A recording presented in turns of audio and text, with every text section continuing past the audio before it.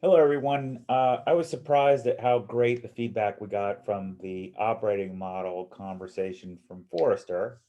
So I figured I'd go even further back and just start sharing some lessons learned, and maybe we can, maybe by practicing a little bit of what I'm preaching, we can have different ways of getting stuff out there.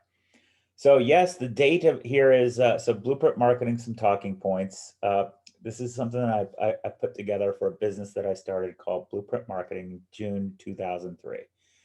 This is the business that I created, the blueprint that I had, and I sold my business to Forrester. So um, and we executed on none of the things that we wanted to do. So what I wanted to do is go back and again, this is back in 2002. It's before I met anybody. What sort of structured thinking was the case, and where we've been. All right. So, what is the business? An applied intellectual property firm. So this was me in 2002 trying to think about a research business.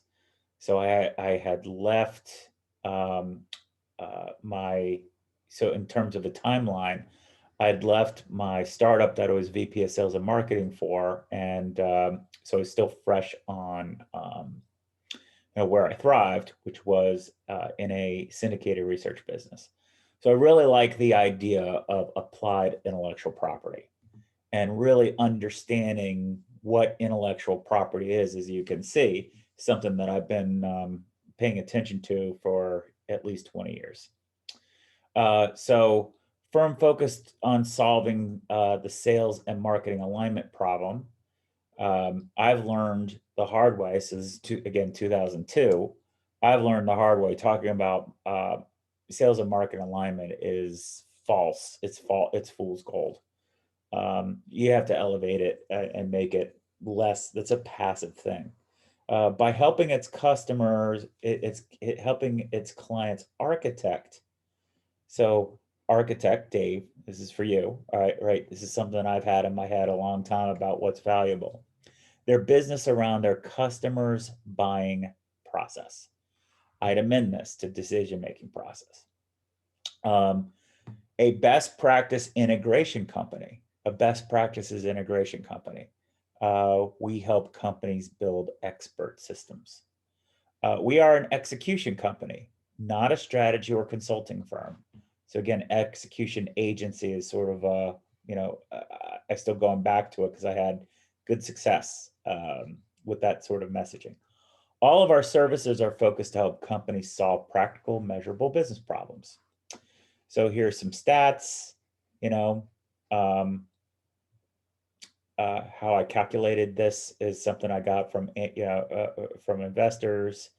Um, a sales and marketing ROI, which I show you calculate. But you can see here, isn't this commercial ratio-ish? So even back in 2001, take actual financials. This is a company called OTG, which I think got bought by EMC, which is now part of Dell, right? So it's like those things that don't exist.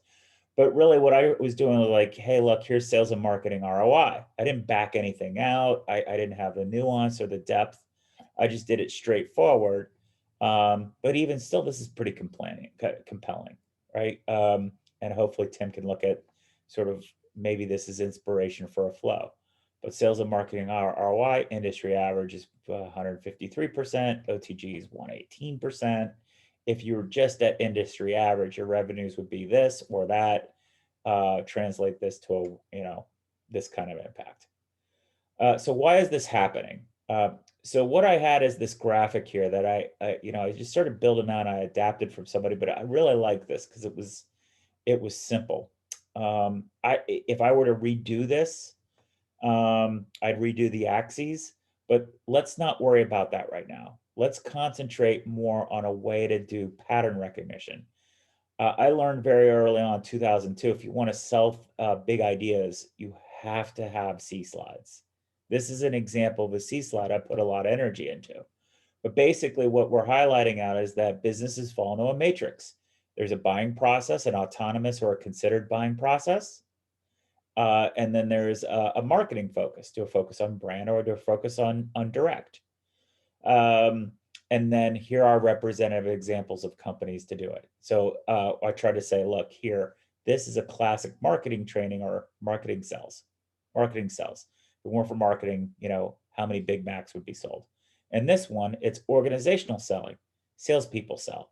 So this was way before B2B. I'm sharing this because I think this sort of insight is what I was struggling with, to get my head around B2B and nuance it. So I'm going back in time to sort of meet a lot, like Tim, where you might be coming from a B2C world. Now, I'm sure you can debate all these different things. Just keep in mind the date of it, okay? And this, I can't tell you how compelling this was for people back then. Then I had this picture, and you're gonna cringe. First of all, I hope you wouldn't cringe, folks, Tim. My PowerPoint skills have come a long way, but I hope you don't. I hope you can see that the concept I've stuck with. So I've been very consistent. I call this the sales operator problem, or that operator game. So product portfolio makes these things, and then so the sales training is a number of sales arguments. Was something I talked about, which I talked about later. 100 generated to the product portfolio, and a salesperson can digest 10, and it'll land 4 with a champion, and only one is going to get through here. This is why I'm so hyper focused on messaging and the concept of among messaging, and sort of mapping this out. Dave, this is a slide, a precursor to the blueprint, and hopefully you guys see a lot of the elegance of how we're doing it. But these are the things that I broke out back then. So now I also took inventory. Here are the demands on salespeople. They have paperwork, planning, preparation, meetings, travel and dead time, communication, prospecting, follow-up. I think we can update this, but we shouldn't have to start from scratch. But the point that landed is, oh my God, I never thought that they had to do all this stuff, and they do. So this is an example of the benefits of going through tedious work and paying it out, again, before I had the idea of what tedious work was. So that created this, and this was a really powerful 1-2 combo. I don't like this so much because it gets put into sales training buckets too quickly. But basically what I was saying is, look, there's some infrastructure associated with sales. Then there's sales fundamentals, and hope you can see, like, categorize all these things. There's market dynamics, which I had a definition for, customer knowledge, business impact, financial justification. I broke these domains out separately.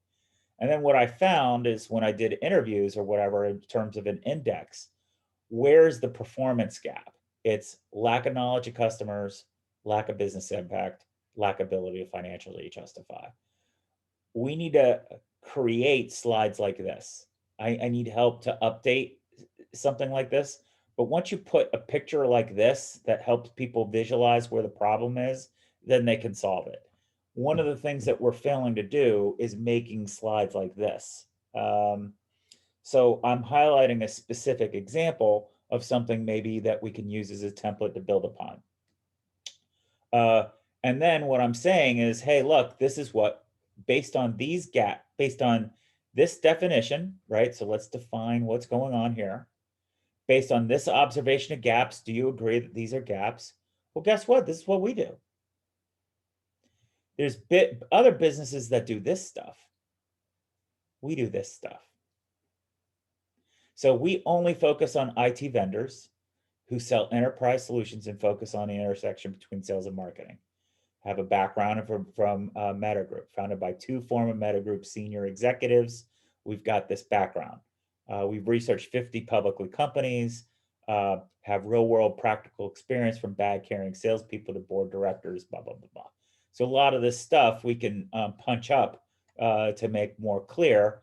And I think it's going to be important, Dave, that we build this out for growth enablement. We build this out for Polaris, and then we figure out whether or not we should blend the two together, because this was really impactful. And then sort of had this picture that says, look, here's sort of like our vision is you have a sales library, you have a sales process, and you have marketing programs, and each marketing program should be designed to move the sales process forward. So this predates the 5 sales objectives. And then sort of this vision, if you want to improve your marketing ROI, here are phases. So your corporate focus on customers and salespeople, sales channels, marketing, development, company. You should be going outside in. So sales enablement was the term I was using in 2002. Prepare the sales dialogue. Sales empowerment, arming champions to sell internally on your behalf. Look at that. This is what basically what we're talking about with routes to value. Sales acceleration, manufacture accounts through buying cycle stages. This is sort of the vision of the Speedy system. So you start here, prepare the sales dialogue, boom, boom.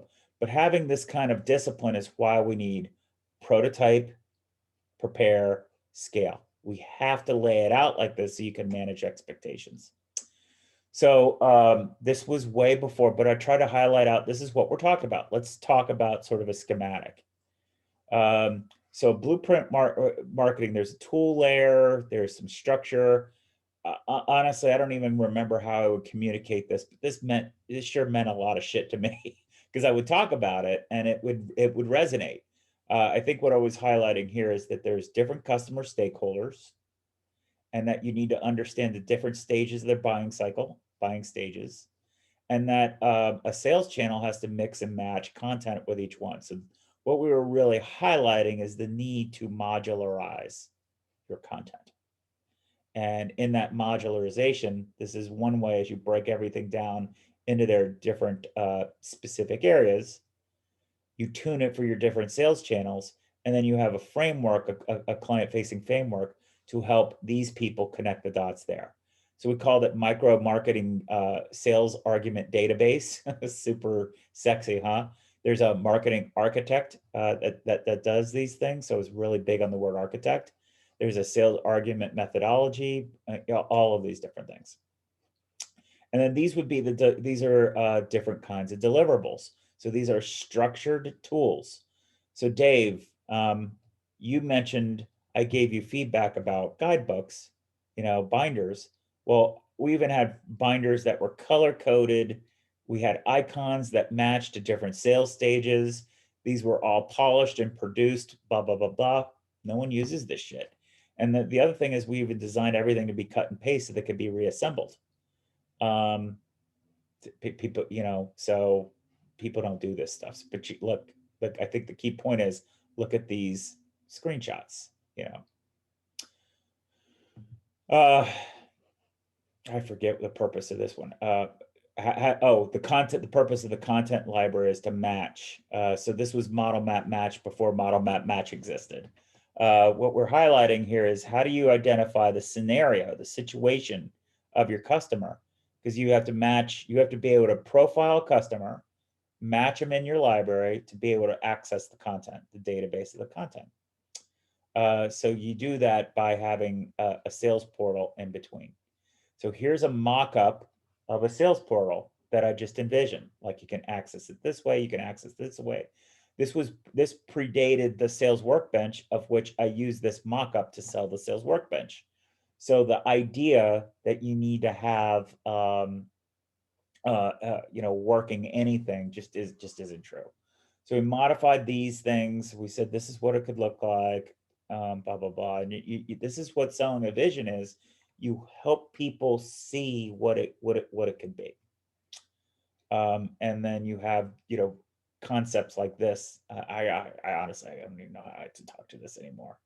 Like, look at what am I talking about here? But it meant something. Now, this is a structured transformation program. So I mentioned in some of my emails about the work that we did at Metagroup. And what we did was we highlighted out and we broke down a program, a transformation program, into stages. So phase 1, which is what I would call pilot now, your innovation phase. These are the projects that you do. Phase 2 is your assembly stage. This would be what I would call prepare. Phase 3, delivery, is what I would call scale. And you do different things, and each one of these things you click into, and they have their own details associated with it. This was so easy. I want to be able to get back to that, so we need to be able to roll things up to look similar to this. So then, these are just notes to myself, but so what are we bringing to bear? Best practice program management plan to address critical problem. The point here is we have to develop a program management plan that's more like following a movie than it is a project plan. Why? Because I went into the weeds and I know what project program management is, and I know the details. I know it from 2002 and ever since then. Our model has been tested with, so we need a statement here about how our model is tested. Based on what? This is proof. Each program is organized in various interrelated projects that allow the client to manage change and focus on execution. Our structured approach is some details about what the structured approach is. This is the value engine. This is my first version of the value engine. Isn't that interesting that I just got it down to 3 things? I like this detailed view layer better. Like, these are layers: identify value, architect value, build value, deliver value. Boom, boom, boom, boom. And then I tried with my graphics person to make value proposition to be the heart of it. This is why I focus so much on value and what value is, because it drives everything. If you don't know what you're selling or why you're selling, it doesn't matter. Then there's other dimensions here, like brand translation. How do we translate the brand into value in the field? How do we do continuous measurement? How do we do market and competitive research? How do we move marketing programs and tools? I'd love to talk through this and adapt it, but this was unbelievably effective. Then you've got 2 things coming in: brand development and business plan. Fortunately, I can't find it, but I had a document where I wrote up all this stuff. Then you have a product view. So you have solution development, product identification, stakeholder knowledge, product development process, and partners. All of this feeds into the value proposition. Then you do market segmentation, customer buyer knowledge, market development, sales identification structure. How do we acquire customers? How do we manage customers? Prospects, customers. Simple. Value delivered.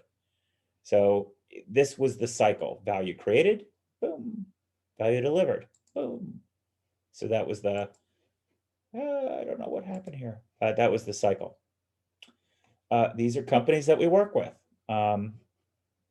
Seventh Wave, wow, Current Analysis, that their logo just flips like that. Metagroup, SunGard, whoop-de-da-do, right? But it was important. I don't mean to be discounting, right? These were good companies then. But what do I get to put in now? I get to put in now BMC and Qvia, et cetera. So there's something to being able to learn in small companies and then how to grow them from there. So this is what I was trying to do, is highlight sort of the vision of sort of an IP stack. We have an IP delivery method. This is where discipline comes in. We just can't keep going on without discipline. There's a technology layer. There's a blueprint framework. So again, think about blueprint, the idea of blueprint, play, song sheet, music, all the same kind of themes. Just how do you get them out, and how do you help extract it? I'm highlighting how far we've come for 2002. Industry best practices, customer buying knowledge. So this is ongoing research. This is centered. But I think the point here that we want to explore is, how do we define out different categories of intellectual property? How do we help visualize them into different ways to monetize? And then how will we show how we execute that? These are all companies that I was talking about, either companies I was working with or could partner with. So I was talking with Ventasso. They don't exist anymore. CompeteNet, definitely talking to these guys. So the whole idea of partnership, it's just bullshit. Because ultimately what people are after is they're looking to drive transactions. So I've spent a ton of time with this guy, spent a ton of time with this guy, these guys, this Market Bridge. I mean, the good news is I have relationships. I still have great relationships from this, from this. Actually, the guy, the CMO here is now, over here at Corporate Visions. Corporate Visions is a different company now, right? I don't even know what NSE is anymore. Silverpop doesn't exist. Metastorm doesn't exist. York Telecom still exists. This woman, this was a visionary sell. So, at any rate, we had all these things. So, what is our business? We provide actionable, measurable, integrated sales and marketing solutions. Can't say solutions in 2021, man. It's like it's a completely different world. We target executive leadership. We focus on transformation and provide an execution model for companies to follow. It's interesting. This was way easier to talk about then than it is now. Everybody just hypes the shit out of this stuff. So the challenge for us would be, how do we update what we mean? Since we've been talking about it since 2002, what insights do we have? Design our solutions in the workflow of a company and seamlessly align to organization. This is really important. I need help unpacking this, but this was an idea that worked even way back in 2002, and it works now if we can learn how to land it. This idea here is why it resonated so much at like, we should listen to the recording of the call with Mimecast. The whole idea of working backwards from a workflow and how you work. This requires a shit ton of empathy, though. I got to tell you, so much empathy. Become the center point of an entire sales and marketing ecosystem, and partner with best of breed providers in non-core domains. Still a great opportunity for us. I think in hindsight, this was too wide, too big of a vision. But the whole idea of center leverage is definitely something we can do. Goal is to have 100% of external sales and marketing expense from each client go through our network. Pretty aggressive, but this is where this vision here, execution failures and everything, led to the discipline of the hidden cost analysis. So there's a lot of genesis for it. So I have a lot of empathy about the runway. I just need people to ask me a lot more questions because I've been doing this for such a long time. Okay. What's some evidence? How will we achieve it? We achieve it if a fait accompli. So what does this mean? So there's a company, I love the stories. There's a company called Tivoli. And what they did, they were a big exit strategy at the time. And what they did is they were in the systems management software space.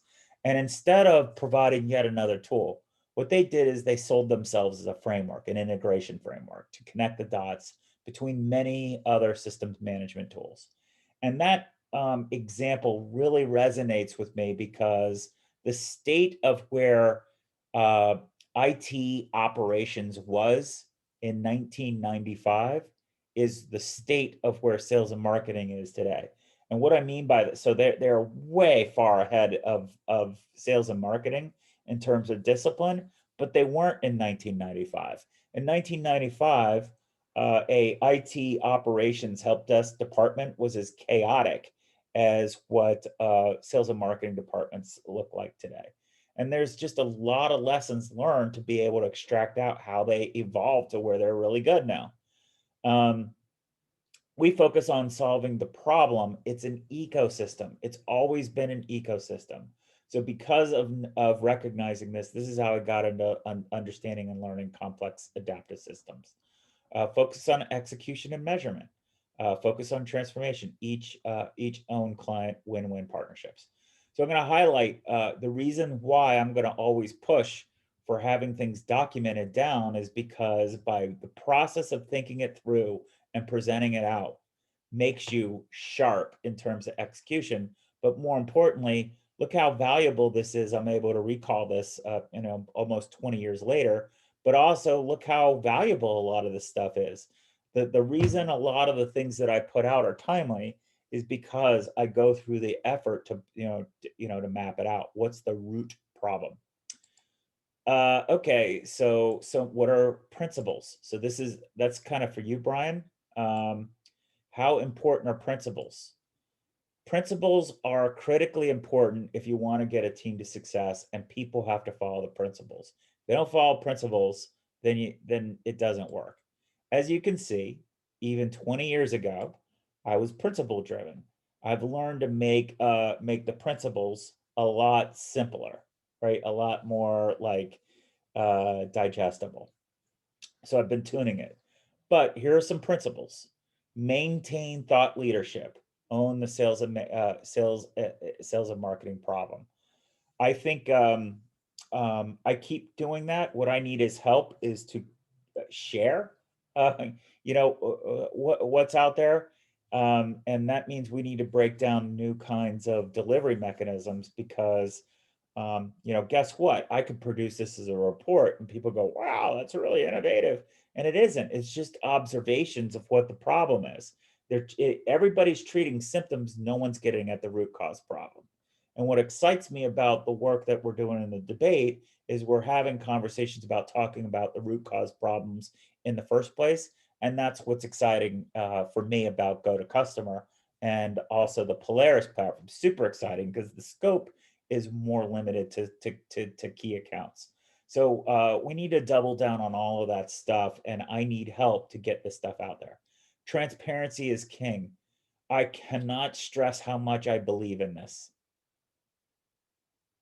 Um, I am so big on transparency now, and I've kept building on it. It makes so many people uncomfortable. But transparency is the ultimate form of respect and honesty. We prove every claim we make and demonstrate how we will do something. If not, we won't make it. That is a commitment to honesty. We will develop measurement excellence.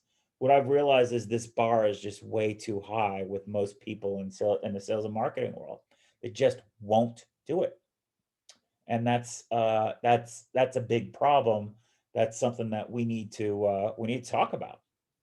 Um, is that an unreasonable request? Think about the example of trying to bring transparency in at Forrester, and or the idea of transparency. How do we create situations where people don't yell at you by bringing in information about what's going on in the client? So there's a lot to unpack just with this bullet here. And I think because it's so hard, the movement around being transparent, it just isn't, it's been hijacked by other things. I think we need to kind of go back to basics here and talk about being transparent. It's all about execution.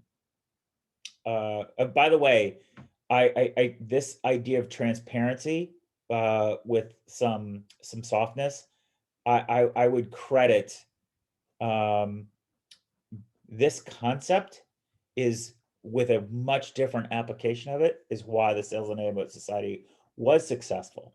And then trying to share people what transparency is and why it is sort of like the demise too. It's a really interesting thing what transparency is. It's all about execution.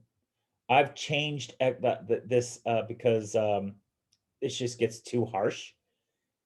This is why I say it's the economy, it's the experience stupid.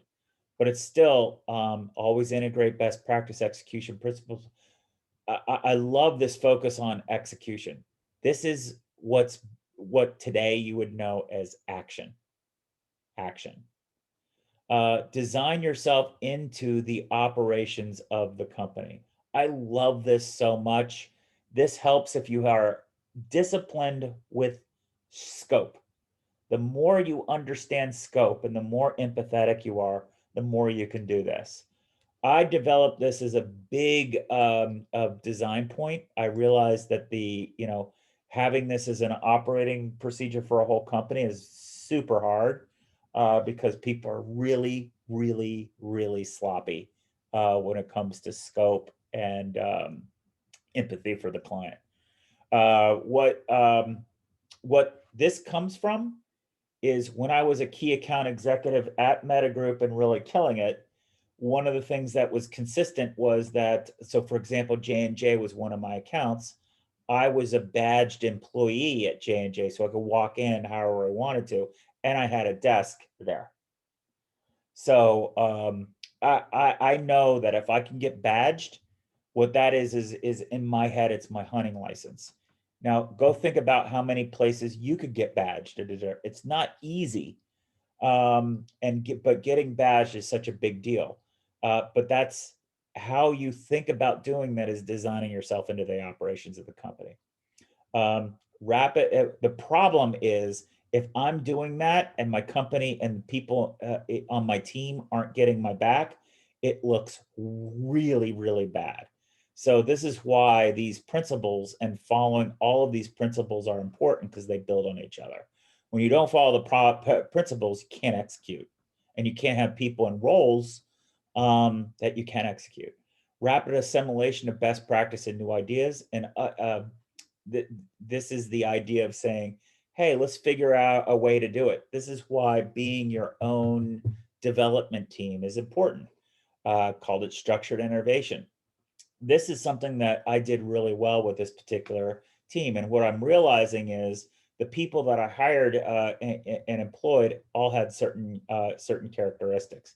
So I'm going to go back to that and be way more clear about what's expected. I need to do better. I need to, and unfortunately, Scott of 2002 was a lot less kind and approachable, but the lack of delivery did not happen. So there's a yin and yang about being clear and being demanding, and you get results.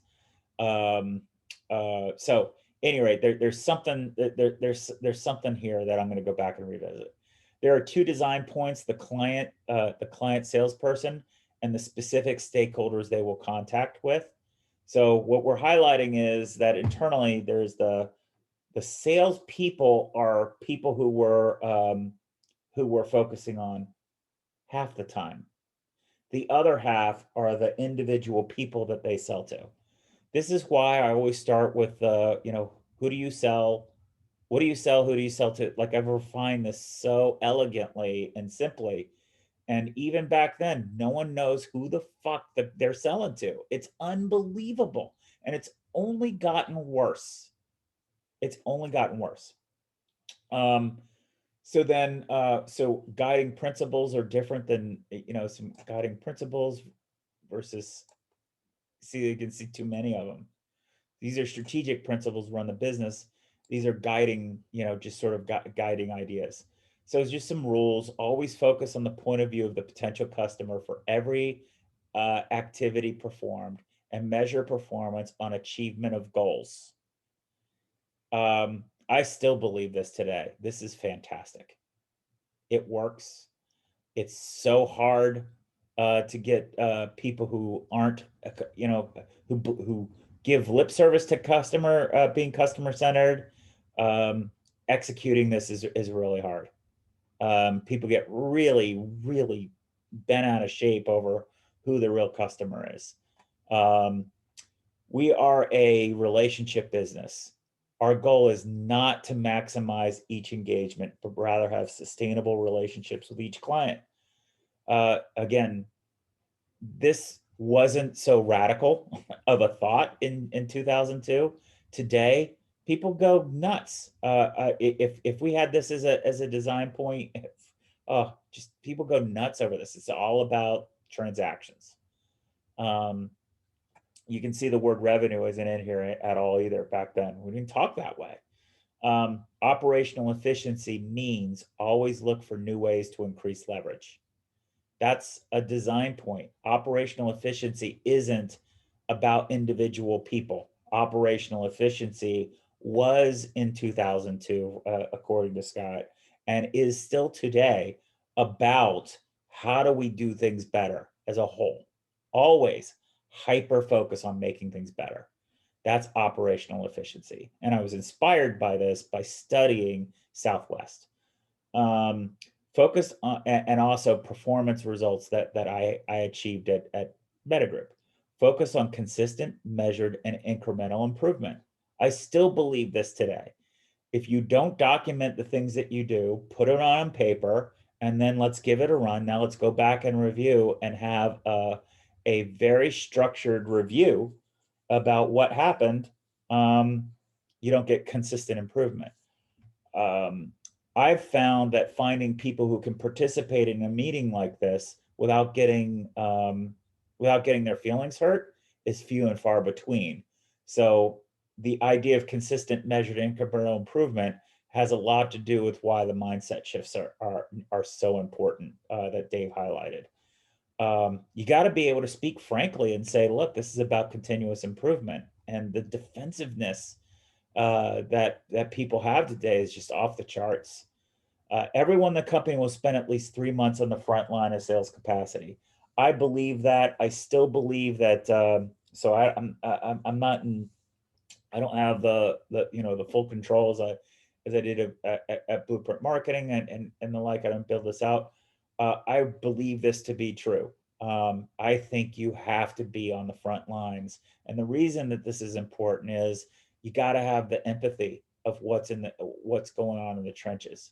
So for us, we've had the Alexis calls and as an example, uh, but um, we're still not simulating or capturing what that experience is like.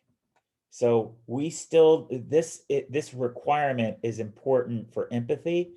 For me, I picked this idea up when I was when I was going on job interviews out of college from Wilson Trucking, and I thought it was just great. If you want to be a manager at Wilson Trucking, your first job is you start out in the warehouse. And then after the warehouse, you go into a truck yourself. You're a driver for a certain amount of time. And then you go and actually work as a dispatch. They put you in all the roles before you're going to actually be in the management program. I love that so much. It resonates with me as my core as a human being. We have to be, in order to actually really gain empathy, you got to walk a mile in somebody else's shoes. And I'd like to go back and revisit how we go about doing it. This is what we're trying to do by sharing feedback with each other. I don't think in the speed of how business works today, I don't think having somebody play their role.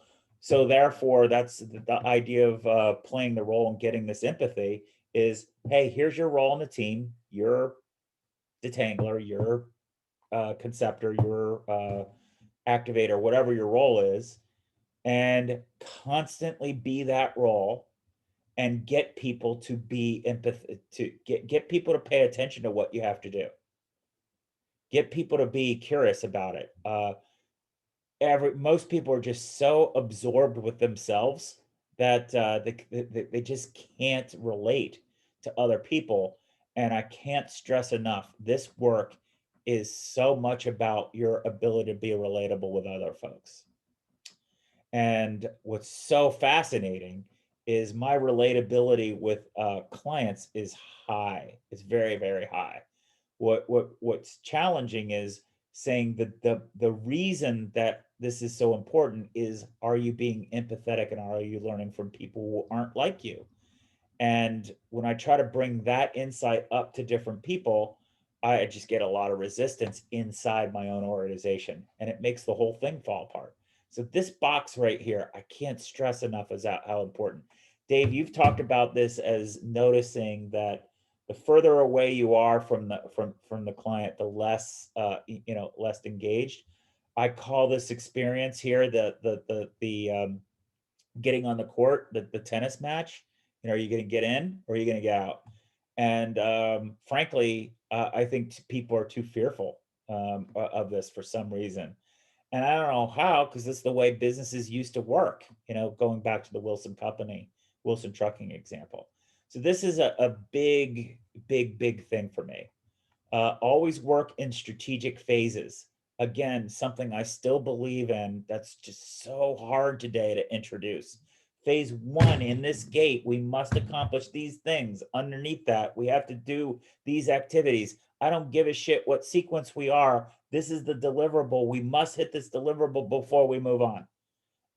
It's not difficult. I don't know how to communicate it when it used to be so easy to communicate that kind of discipline. So something is going on here that makes this discipline so difficult. Um, do the complex work for the client, but package it simplistically.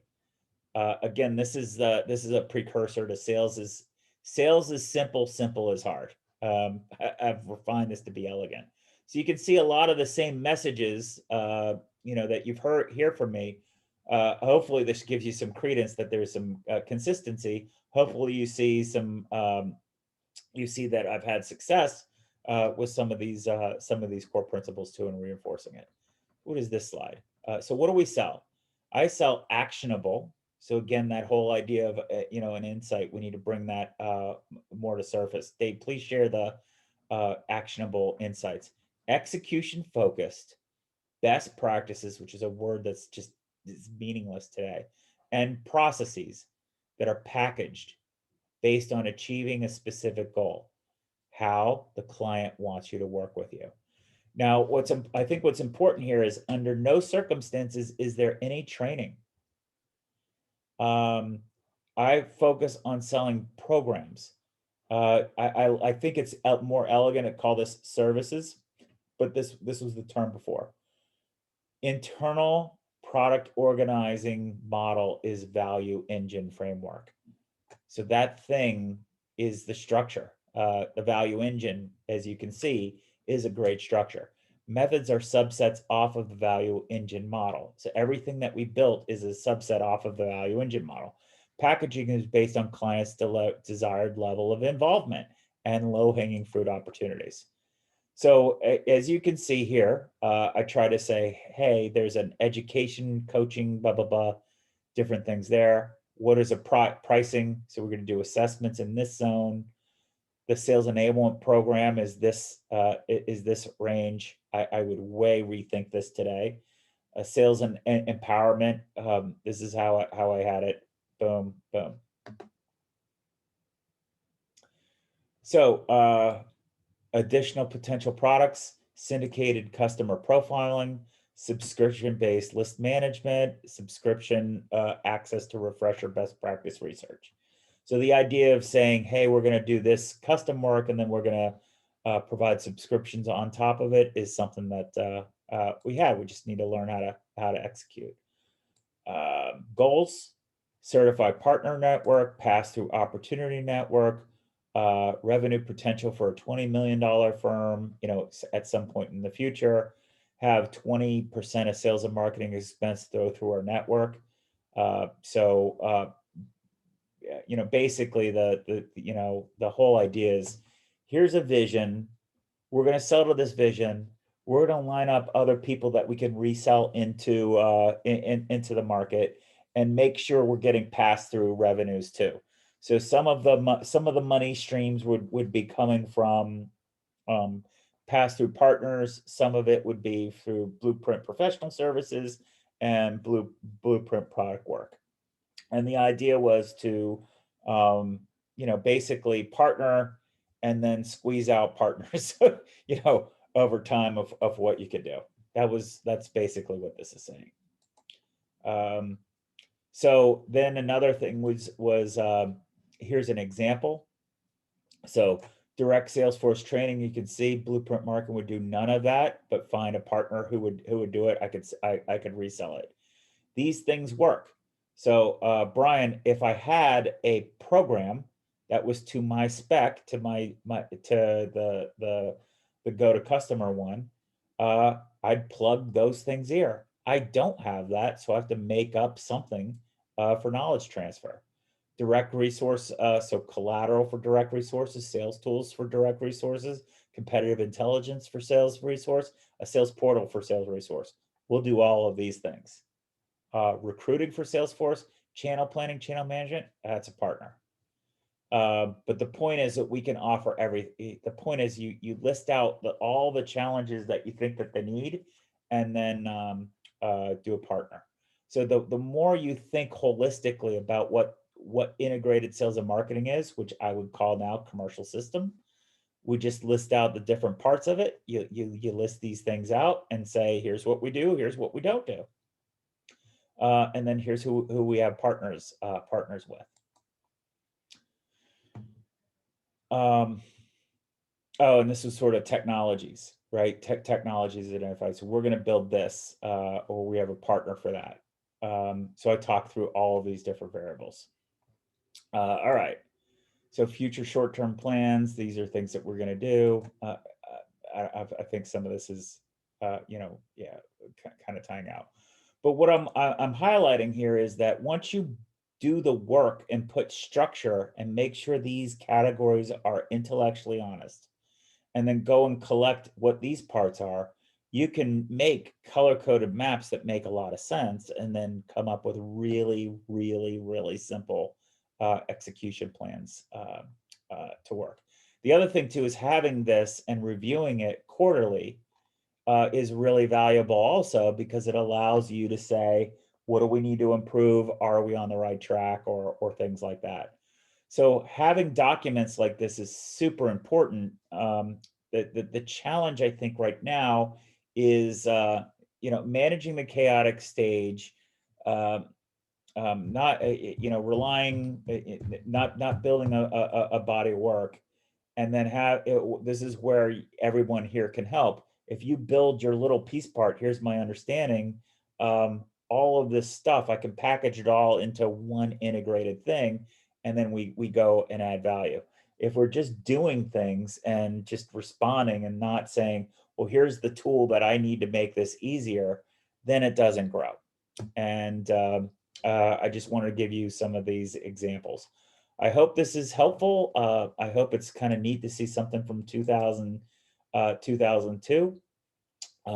I hope you guys can see, how far a lot of things have come, but also how similar things are as well. And I will tell you this concept here of the color coding of the stakeholders, we need to do a lot better job of. I think message wise, we were closer in 2002 than we've drifted off today. There's something really powerful about putting things into little boxes like this and showing very clearly what those relationships are without putting in people and all that other crap. We can layer in people in that later, but the key thing that was really effective for something like this is showing what message is trying to be communicated. So I think it's important to get back to some of this stuff. Okay, take care.